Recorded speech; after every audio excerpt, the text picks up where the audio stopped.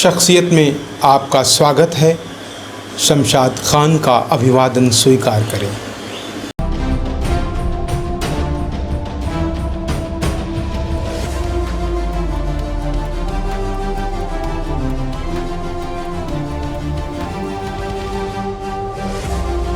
Uganda का heavyweight champion ईदी आमीन 1971 में मिल्टन ओबोटो का तख्ता पलटकर युगांडा की सत्ता पर काबिज हुआ था। एक जमाने में ईदी आमीन युगांडा का हैवीवेट चैंपियन था। 6 फीट 4 इंच लंबे ईदी आमीन का वजन 135 किलोग्राम था।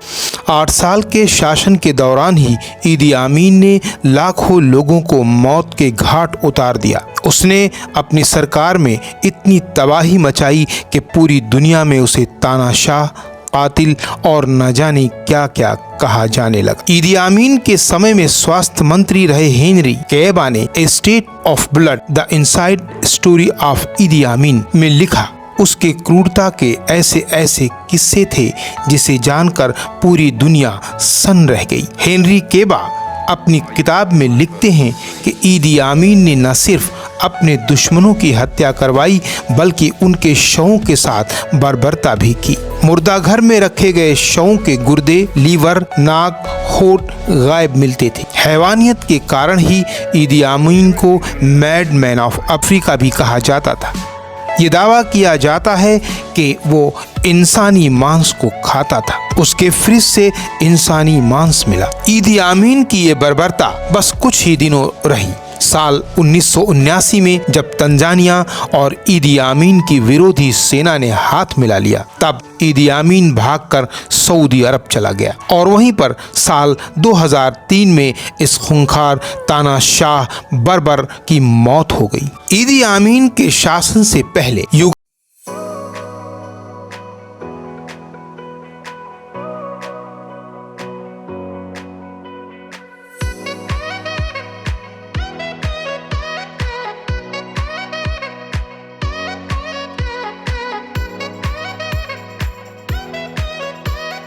युगांडा में भारतीय बल्कि एशियाई लोगों का बोलबाला था। उनकी जिंदगी बहुत शानदार थी। दूसरे देश से आने के बावजूद युगांडा की अर्थव्यवस्था पर इन्हीं एशियाई लोगों का कब्जा था। उस समय युगांडा की करीब 20% संपत्ति के मालिक एशियाई लोग थे।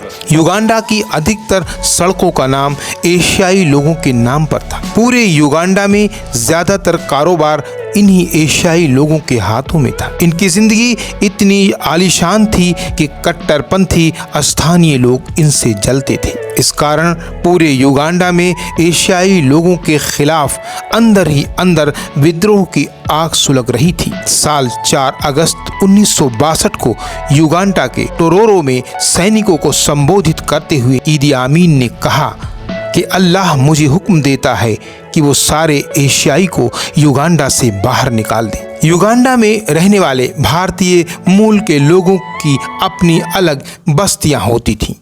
उनके कारोबार, स्कूल, अस्पताल भी स्थानीय लोगों से अलग थे। वे अफ्रीकी लोगों के साथ कोई संबंध नहीं रखते थे। युगांडा साल 1962 को ब्रिटेन की अधीनता से आज़ाद हो गया। उस समय अधिकतर भारतीयों ने ब्रिटिश साम्राज्य का समर्थन किया था। उन्हें आशंका थी कि युगांडा आज़ादी के बाद गृह युद्ध की चंगुल में न फंस जाए। आज़ादी के बाद मिल्टन ओबोटो उगांडा के प्रधानमंत्री बने। युगांडा के पहले राष्ट्रपति का पद वहां के सबसे बड़े कबीले बगांडा के सरदार एडवर्ड मोंटेसा को मिला। सिर्फ 4 साल बाद ही मिल्टन ओबोटो ने एडवर्ड मोंटेसा को सत्ता से हटाकर अपना आधिपत्य जमा लिया। ओबोटो के संबंध एशियाई लोगों से काफी अच्छे थे। इस कारण कई भारतीय और दूसरे एशियाई लोगों को भी मंत्रिमंडल में जगह दी गई थी। लेकिन ईदी आमीन के सत्ता ग्रहण करने के बाद इन एशियाई मूल के लोगों पर उसने उनको देश से बाहर निकालने का काम शुरू कर दिया।